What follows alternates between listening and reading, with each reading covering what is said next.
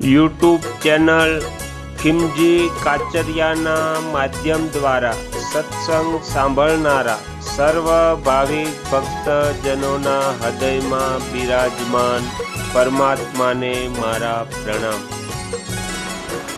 આજના વિડીયોમાં આપણે સાંભળીશું નારદ પુરાણ। નારદ પુરાણના અત્યાર સુધીમાં આપણે 115 ભાગ સાંભળ્યા। આજે આપણે 116મો ભાગ સાંભળીશું। જે ભાગમાં આપણે સાંભળીશું શુકન કોને કહેવાય અને અપશુકન કોને કહેવાય। હરિ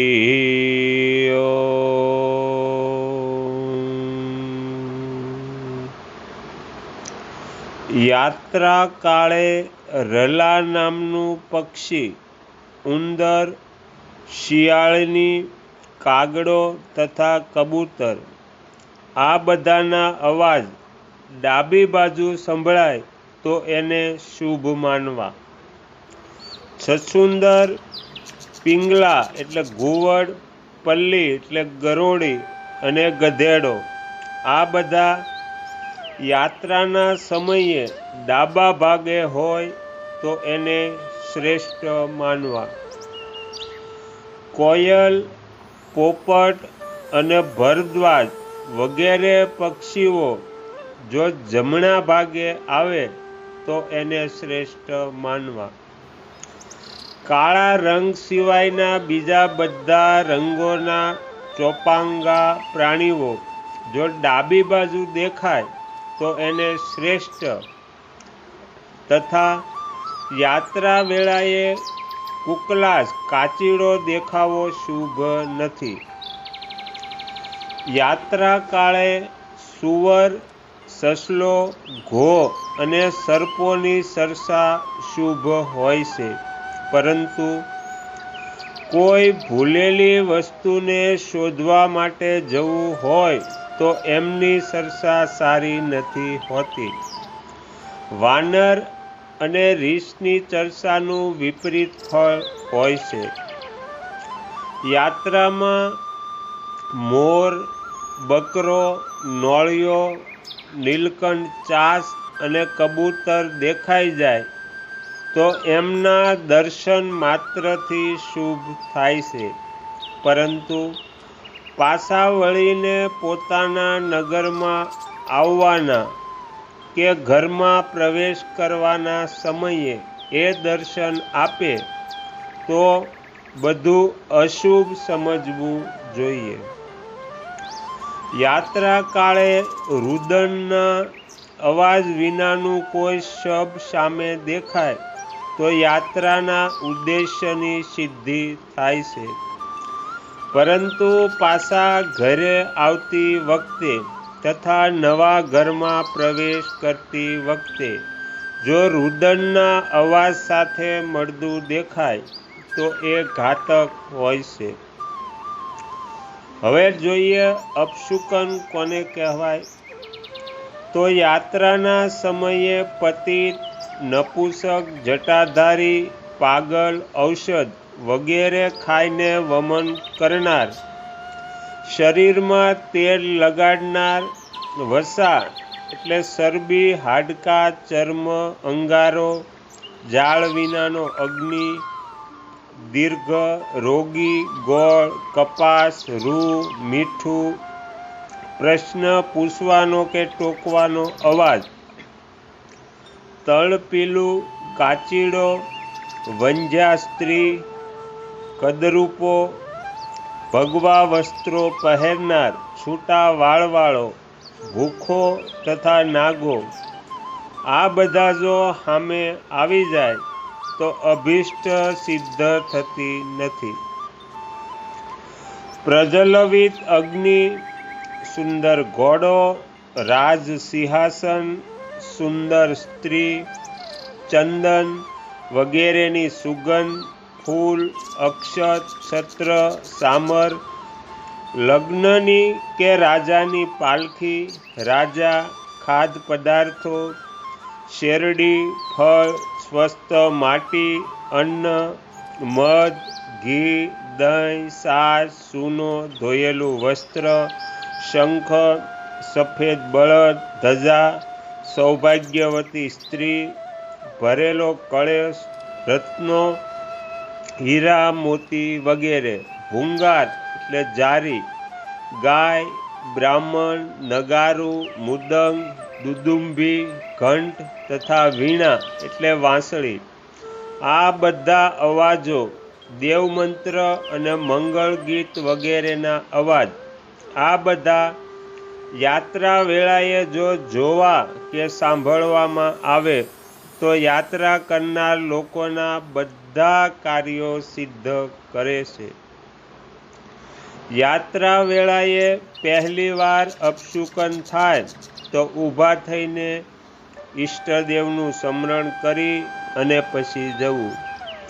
બીજી વાર અપશુકન થાય તો બ્રાહ્મણની પૂજા, વસ્ત્ર, દ્રવ્ય વગેરેથી એમનો સત્કાર કરીને જવું. જો ત્રીજી વાર અપશુકન થઈ જાય તો યાત્રાને સ્થગિત કરી દેવી જોઈએ. હવે છીકના ફળ આપણે જાણીશું કે છીક આવે તો એમનું શું ફળ હોય છે. તો યાત્રા વેળાએ બધી દિશાઓની શીક નિંદિત છે. ગાયની શીક ઘાતક છે, પરંતુ બાળક, વૃદ્ધ, રોગી કે કફ ધરાવતા માણસની શીક નિષ્ફળ હોય છે. પર સ્ત્રીઓનો સ્પર્શ કરનાર તથા બ્રાહ્મણ અને દેવતાના ધનનું અપહરણ કરનાર તથા પોતાના છોડેલા હાથી અને ઘોડાને બાંધી લેનાર શત્રુ જો સામે આવી જાય તો રાજાએ એને અવશ્ય મારી નાખવો, પરંતુ સ્ત્રીઓ અને શસ્ત્ર વિહોણા મનુષ્ય પર એણે કદી હાથ ન ઉગામવો. નવા ઘરમાં પહેલી વાર પ્રવેશ કરવો હોય તો ઉત્તરાયણના શુભ મુહૂર્તમાં કરવો. ઉત્તરાયણનું શુભ મુહૂર્ત નવા ઘરમાં પ્રવેશ કરવા માટે ઉત્તમ છે.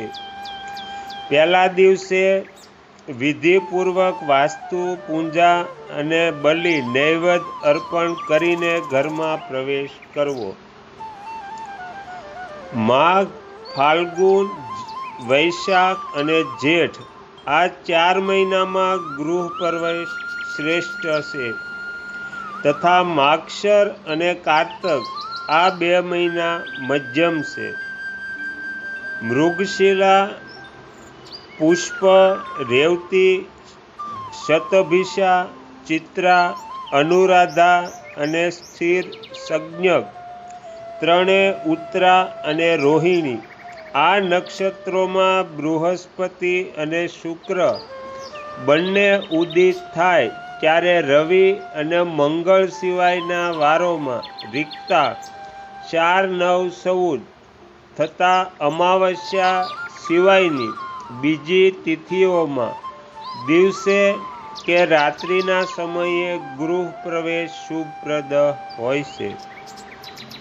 ચંદ્રબળ અને તારાબળ સહિત ઉપદ્રવ વિનાના દિવસના પૂર્વાહણ ભાગમાં સ્થિર રાશિના નવમાસયુક્ત સ્થિર લગ્નમાં જ્યારે લગ્નથી અષ્ટિમ સ્થાન શુદ્ધ ગ્રહ વિનાનું હોય, શુભ ગ્રહ ત્રિકોણમાં કે કેન્દ્રમાં હોય, પાપ ગ્રહ 3, 11 ભાવોમાં હોય અને ચંદ્રમાં લગ્ન 12, 8, 6 કરતાં ભિન્ન સ્થાનોમાં હોય ત્યારે ગૃહ પ્રવેશ કરનાર યજમાનની જન્મ રાશિ, જન્મ લગ્ન કે બંનેથી ઉપચય 3, 10, 11મી રાશિ ગૃહ પ્રવેશમાં લગ્નમાં રહેલી હોય ત્યારે બધા પ્રકારના સુખ અને સંપત્તિની વૃદ્ધિ થાય છે. જો આના સિવાયના વિપરીત સમયમાં ગૃહ પ્રવેશ કરવામાં આવે તો શોક અને નિર્ધનતા પ્રાપ્ત થાય છે. તો અહીંયા નારદ પુરાણનો 116મો ભાગ સમાપ્ત થાય છે. હવે પછીના વિડીયોમાં આપણે 117મો ભાગ સાંભળીશું. તમે તમારો કિંમતી સમય આપી એકાગ્ર ચિત્તે પ્રસન્નતાપૂર્વક આ નારદ પુરાણ સાંભળ્યું એ બદલ હું આપ સૌનો ખૂબ ખૂબ આભાર વ્યક્ત કરું છું અને આશા પણ રાખું છું કે તમને સાંભળવું ગમ્યું હશે. જો ગમ્યું હોય તો બીજા 5 લોકોને સંભળાવજો. શ્રી સદ્ગુરુ દેવની જય.